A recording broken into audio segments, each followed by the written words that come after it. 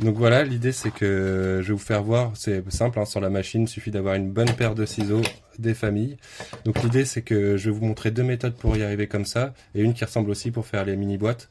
Donc ce que j'ai fait c'est que on va déjà utiliser la première méthode, c'est avec un patron. Donc j'ai juste découpé la version ici, c'est la version que vous pouvez imprimer en bitmap que je vous ai envoyé. Vous l'imprimez en 300 dpi et normalement ça devrait vous donner un modèle qui devrait être bon pour... hop, au niveau du... voilà, là la cartouche elle rentre dedans. Voilà, l'idée après c'est de se servir de ça. Je vais le scotcher là-dessus. Et puis je vais le découper, tout bêtement. Donc voilà, là j'ai scotché. C'est pas forcément la méthode la plus économique de le scotcher. Il y a d'autres méthodes pour faire ça bien. Mais voilà, ça permet de faire ça. Donc maintenant je vais le découper. Donc ça y est, là j'ai bien ma feuille découpée. Bah, j'ai plus qu'à marquer les plis. J'ai récupéré bien sûr mon patron que je vais pouvoir me resservir. Et en gros, l'idée c'est que je vais juste marquer les plis très légèrement avec l'exacto.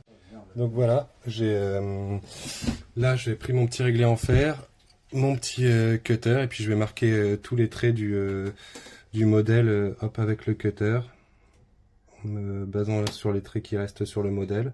Donc vraiment j'appuie pas fort, hein. Le but c'est vraiment de pouvoir avoir hop, de pouvoir plier sans couper forcément le plastique.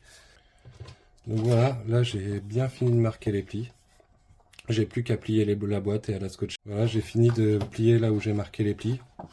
Donc une fois que c'est fait, là j'ai plus qu'à en coller ma boîte et normalement je vous montre le résultat final.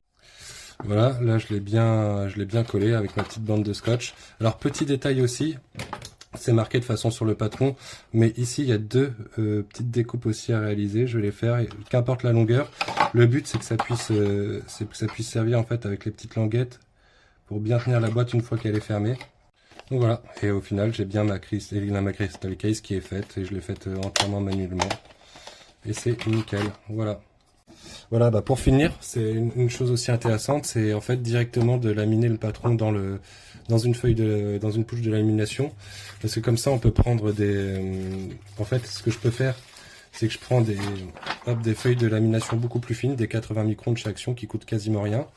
Et en fait derrière je peux simplement laminer ça et c'est un peu plus résistant. Bon, c'est blanc après si vous le faites, mais vous pouvez aussi vous en servir pour faire votre patron de base, que ce soit plus solide que ce bout là. Et là on peut aussi découper et faire ça, et je vous donne en mille, c'est comme ça que je fais mes petites boîtes avec du papier moins cher que du papier glacé photo à 250 mg. Je prends comme ça du papier mat beaucoup plus fin. Le résultat est quasiment photographique, il est brillant et même plus résistant que du papier photo parce que du coup bah, c'est complètement plastifié quoi. Voilà.